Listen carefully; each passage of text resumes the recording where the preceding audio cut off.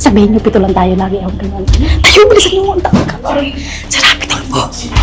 Magsisiksikan sila parang sardinas dito. Parang City Jail Netros. Para sila nasa purgatorio. 20 pinagkasya mo rito. Ma'am, huwag kang tumulong kay mata. Hindi ka ng konsensya.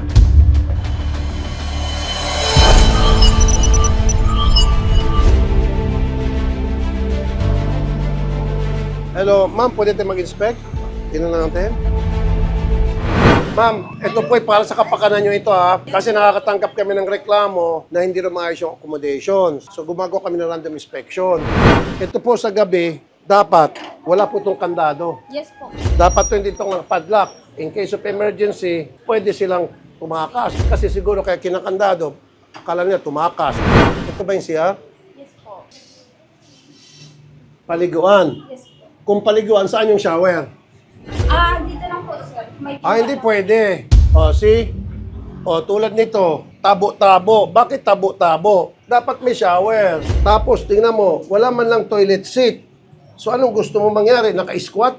Dapat yung may toilet seat, ma'am. Dapat yan, mayroong flush. O, tapos butas-butas yung bubong. Ano po ito? Tinitinda ko po to, sir. Tinitinda mo. Yes po. Binabayaran nila. Yes po.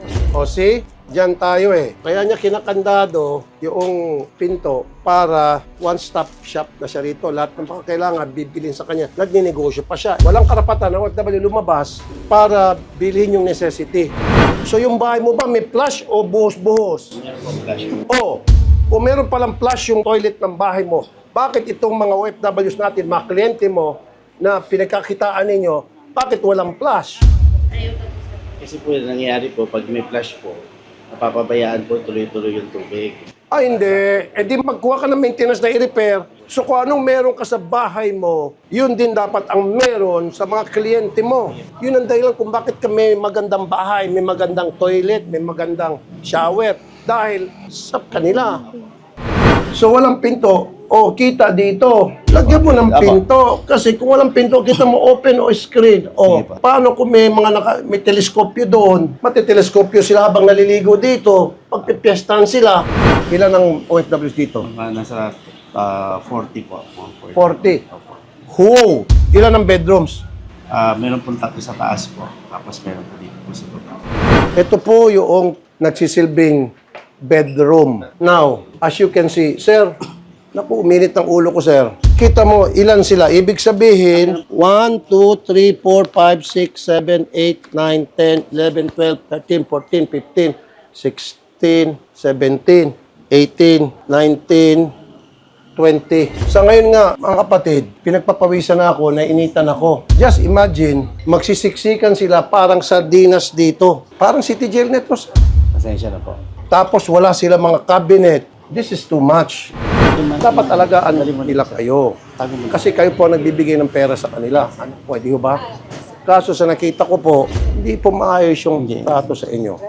Sorry mama, para kayo mga preso. Kawawa naman po. Ang dami nila, Sobrang dami, In fact, meron pa doon sa ban. Ano yung mga nasa ban ngayon? May mga gamit. Papasok pa lang. Magre-report pa lang po. Pero Mag-report pa lang nga. iayusin po namin sila. You see, ma'am, as it is, sobrang siksika na. Meron pa isang ban doon na papasok pa lang na punong-puno. Ano naman po ito? First aid. Okay. First aid niya, dapat pag first aid, Apo.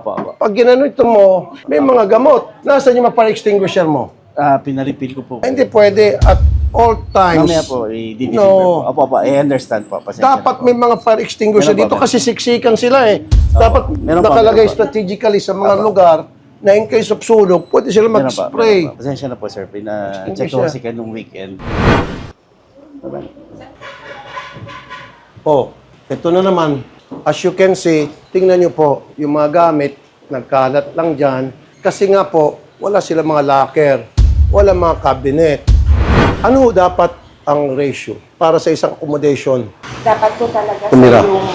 yung meron silang mobility. Pero kung titingnan po natin, sa dami po niyan, maliit po yung area to accommodate all of them. Ang iniisip ko nga po, ma'am, sana double deck man lang. Meron po mga Sir, pasensya na po. Dati po kami nag-double deck po. Ang naging problema po, number 1 po, yung mga kuto. Tapos sir, ang babaw naman ng... Wag, sir. Hindi, sir, hindi pala kuto. Surot pala po. Surot, sorry. No, sir. Meron po kami monthly maintenance po from Mapicol. No, sir, nagpapalusot ka lang.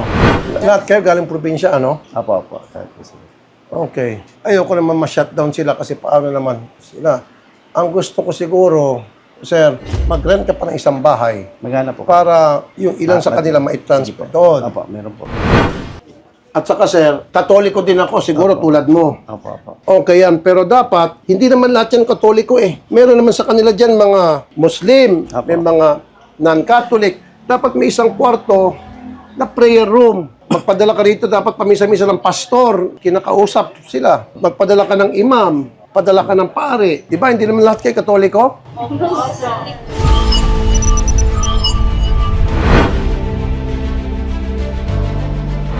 Ikaw rin po mayari nito. Kami po mag-asawa po. Okay, mukhang okay dito ng konti kahit papaano. Pwede yung makaakyat? Sige po. Sige po, sir. Tapos si BMW. Ma'am, ito, pwedeng may matiso dito. Ayan, oh. Papaayos na lang po namin. Di ba? Dapat i-repair po yan. Apo. Opo, gagawin po namin, sir. Grabe. Oh, ito pa po, ma'am. O, tingnan nyo. O, paano kung may matiso dito? So, pag nagkaroon ng sunog, matutusta sila. I-secure nyo na lang yung mga bakod nyo, tapos ito open. Apo. Tapos dapat may fire extinguisher. Ano po ito nakala? Storage Storage po. Pwede mo makita? Oo, mga personal na gamit po na. Oh, shoot. Grabe ito. Oh, man. Dapat po, double deck. Yung sa double deck, originally po ganun po talaga yung setup namin. Eh, karamihan po talaga ng mga applicants, mas preferred po nila yung sa floor. No. Kasi yung ventilation daw po if double deck. No. Kaya nyo tinagalan double deck kasi pag double deck, konti lang ma-accommodate. Pag ito magsisiksikan, mas mainit, ma'am, kung dikit-dikit sila. Kasi sa pag double deck, ma'am, magkakaroon din tinatawag na privacy. At least, space niya ito, akin to, itong kamang ito, yung sa taas, akin to. Kapag hindi sila sa double deck, wala nang privacy. Pwede na yung isang nakahiga, na ilagay na sa mukha ng isang kasamahan niya, yung kamay niya, nasundot ng ilong ng katabi niya. Alam mo yung mga gano'n? O aircon, may aircon, hindi naman umaandar. Tapos tinan mo yung isang aircon doon, wala. O dekorasyon ng aircon. Anong naman po nito? Pagkain po. Okay. Isda. Good yan. Bawal magpalamig ng tubig, maglagay ng pagkain na hindi alam ng staff. Okay. So, ibig sabihin, hindi sila pwede uminom ng malamig na tubig. Meron naman pong tubig doon sa... Saan? Kaya lang po doon sa... Water dispenser, wala naman laman.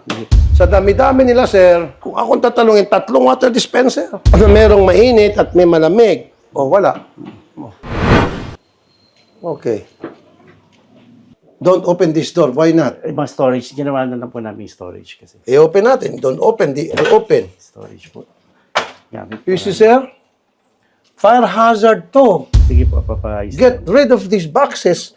Karton to, madaling spark to. Sige po. Ano man ito? Parang pwede pong kainan po. Tulugan to. Okay. Kainan po yan pagka meron silang kwento, sestahan po nila. Kaya nga, Pinapakonvert po namin ito tingnan sa... niyo po ito. Kainan na, tulugan pa.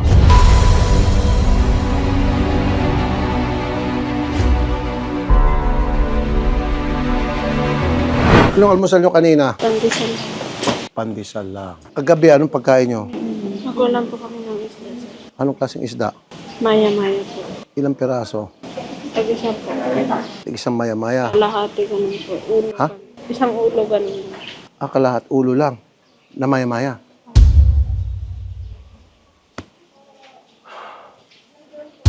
Ay, nako. Naawa ako sa kanya. Ito lang pong abiling ko. I-correct nyo po. Yan ho, mismo DMW sabi may violation kayo. Ako po mismo nakita ko, meron dami yung violation. So, ma'am, take note and then gusto ko in a couple of weeks, maximum siguro 1 month. Maayos na yung mga double deck. Babalikan ko kayo, sir. Promise. Kung ganito sila, I think yung ibang agency ganito rin.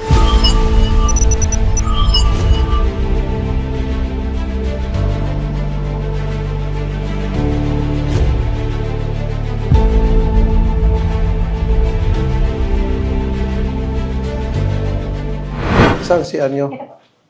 Isang si alam po ito. Ilan humang tao rito? Ilan Ano yung po, anim client? lang po kami. Anim lang. Sa ngayon, anim. Opo, naka-flight na po yung ano. At any given time, kuminsan, yung pinaka-peak nyo ilan? Hindi man po na ano, 7 lang, pinaka-8, ganyan po.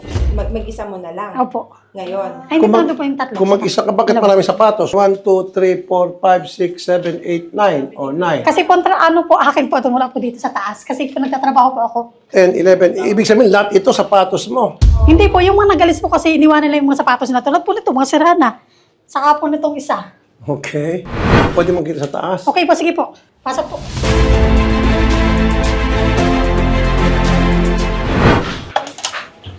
Sabihin niyo, 7 lang tayo lagi ako ganyan. Tayo, bilisan niyo. Ang tawag ka. Sarapit lang po. Ano yan? Butas-butas yung bubong. Ano pag umulan?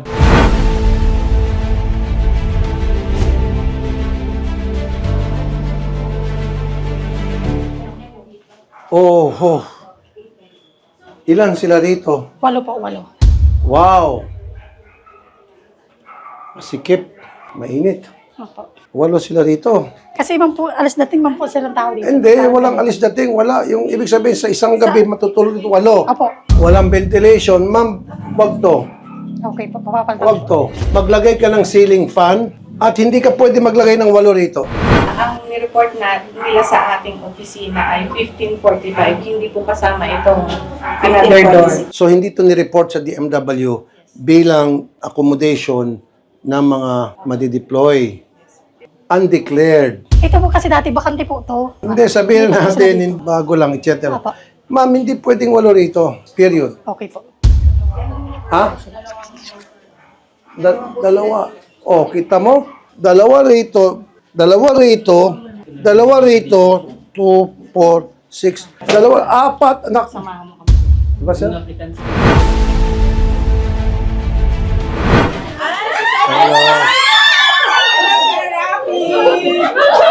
Hello po. Ano pong ulam natin? So ito yung ulam nyo, noodles. Hindi po ito malagi, sir. Ngayon lang po. Ngayon lang po. Wala kayong mesa? Wala po. Dito rin po kayo natutulog? Opo.